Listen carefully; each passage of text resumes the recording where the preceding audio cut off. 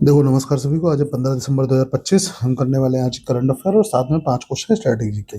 ठीक है, तो चलिए शुरू करते हैं। आज का हमारा सुविचार है, समस्याएं हमारे जीवन में बिना किसी वजह के नहीं आती हैं, उनका आना इशारा है कि हमें अपने जीवन में कुछ बदलना है। ठीक है, जब हमें कुछ बदलाव की आवश्यकता होती है तभी हमारे जीवन में समस्याएं आती हैं। ठीक है, तो चलिए शुरू करते हैं।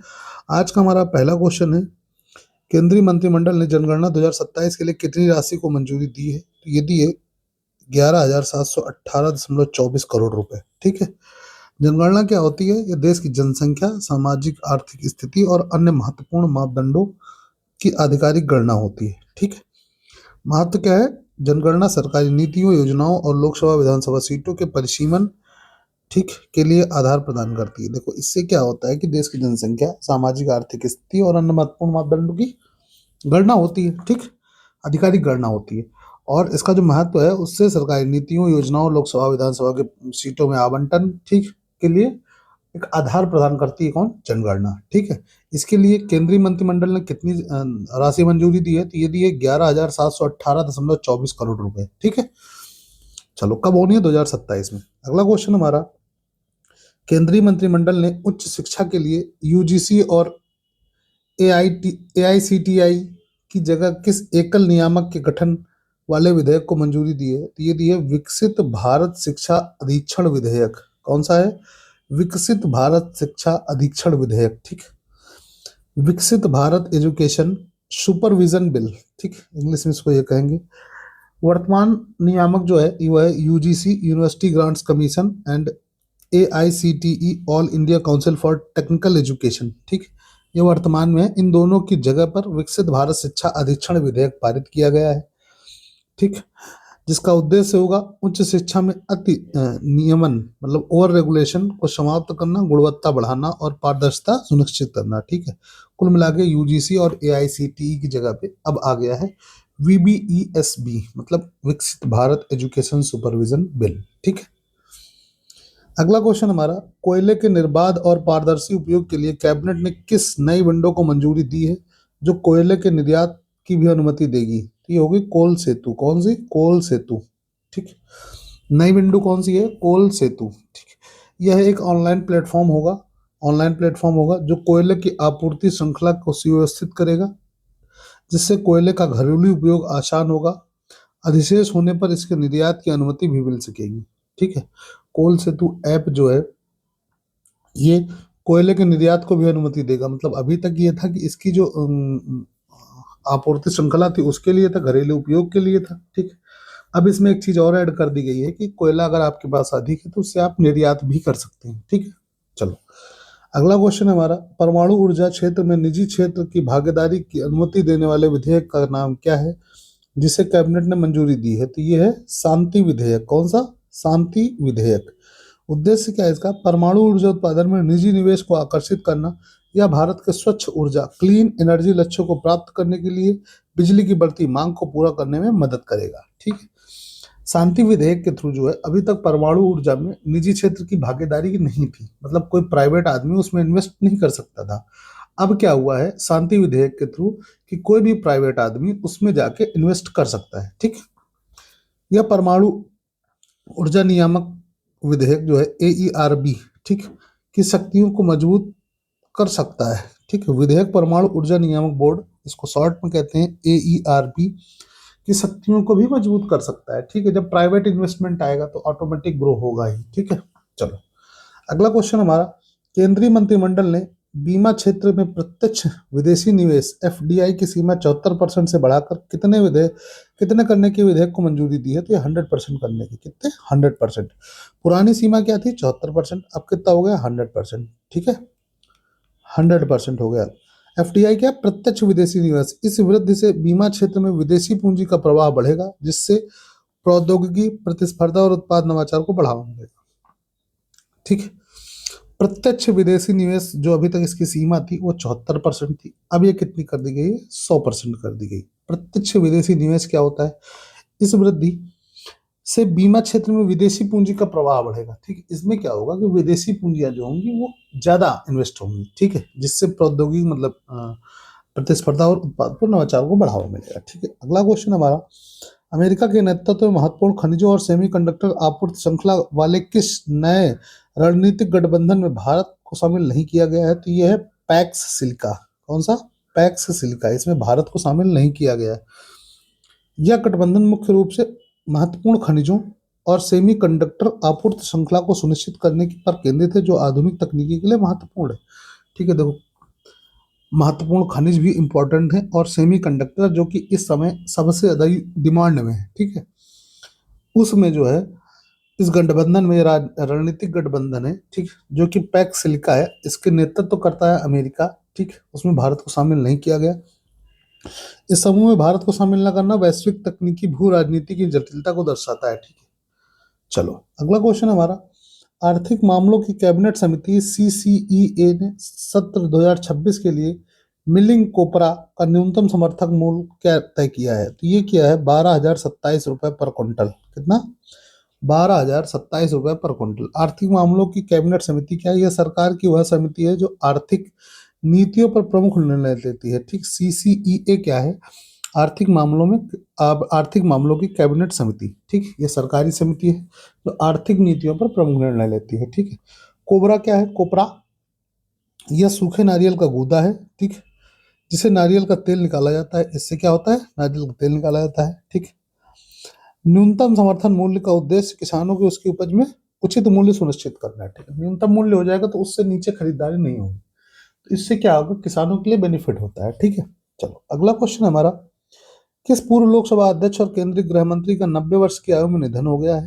तो ये हुआ है शिवराज पाटिल जी का। किसका? शिवराज पाटिल जी का। ठीक, ये 1991 से 1996 तक लोकसभा के अध्यक्ष रहे। क्या रहे? लोकसभा के अध्यक्ष रहे।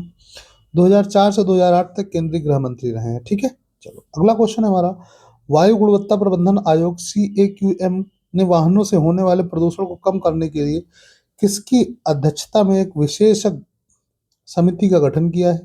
तो ये किया है प्रोफेसर अशोक झुंझुनवाला, जो कि IIT मद्रास से हैं। किसके? प्रोफेसर अशोक झुंझुनवाला, जो कि IIT मद्रास से हैं। ठीक, CAQM क्या है? वायु गुणवत्ता प्रबंधन आयोग। यह आयोग राष्ट्रीय राजधानी क्षेत्र NCR और आसपास के क्षेत्रों में वायु प्रदूषण को नियंत्रित करने के लिए स्थापित किया गया है। ठीक, इसके अध्यक्ष कौन है? Professor Ashok Jhunjhunwala, IIT Madras. ठीक है, जो भी अभी 2 से 3 महीने में पेपर है, बहुत इंपॉर्टेंट क्वेश्चन है। ठीक है, चलो उद्देश्य क्या है इसका? यह समिति इलेक्ट्रॉनिक वाहनों, EV, ईंधन मानकों और सार्वजनिक परिवहन को बढ़ावा देकर प्रदूषण कम करने के लिए नीतियों सुझाएगी। ठीक है, कुल मिला के जो नई नीतियां बनाएगी ये कमेटी। इसके अध्यक्ष कौन है? प्रोफेसर अशोक झुंझुनवाला।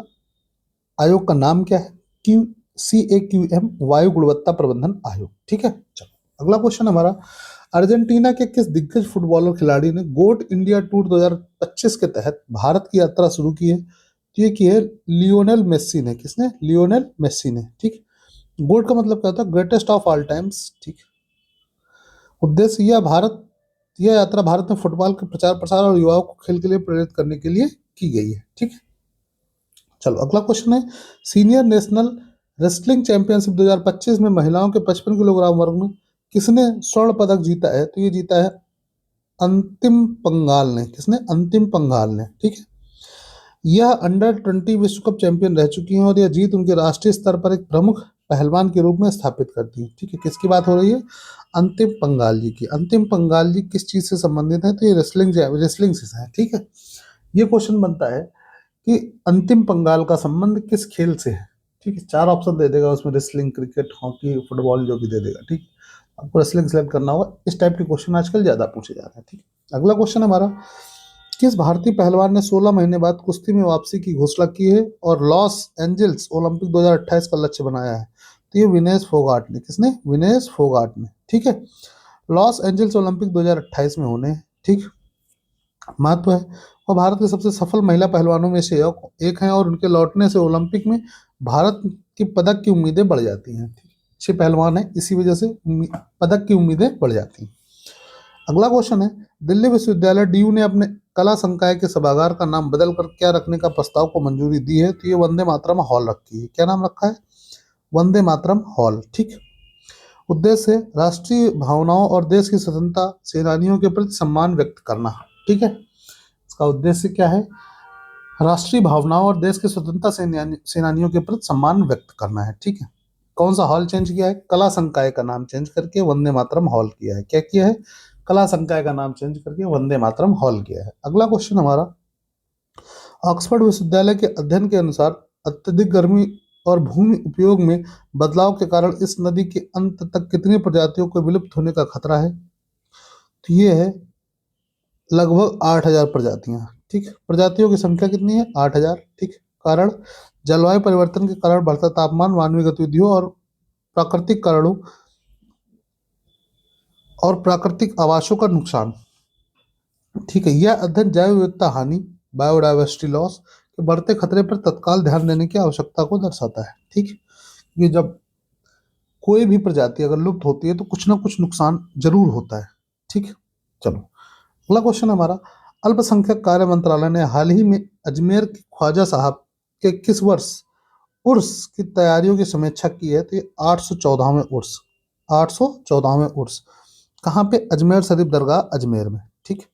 उर्स क्या है? यह सूफी संत ख्वाजा मोइनुद्दीन चिश्ती की पुण्यतिथि पर आयोजित होने वाला एक वार्षिक उत्सव है जो भारत और दुनिया भर के लाखों तीर्थयात्रियों को आकर्षित करता है। ठीक। उर्स का मतलब क्या है कि जो सूफी संत ख्वाजा मोइनुद्दीन चिश्ती की पुण्यतिथि पर आयोजित होने वाला एक उत्सव है उसका नाम है उर्स। तो ये 814वां उर्स है वो। ठीक।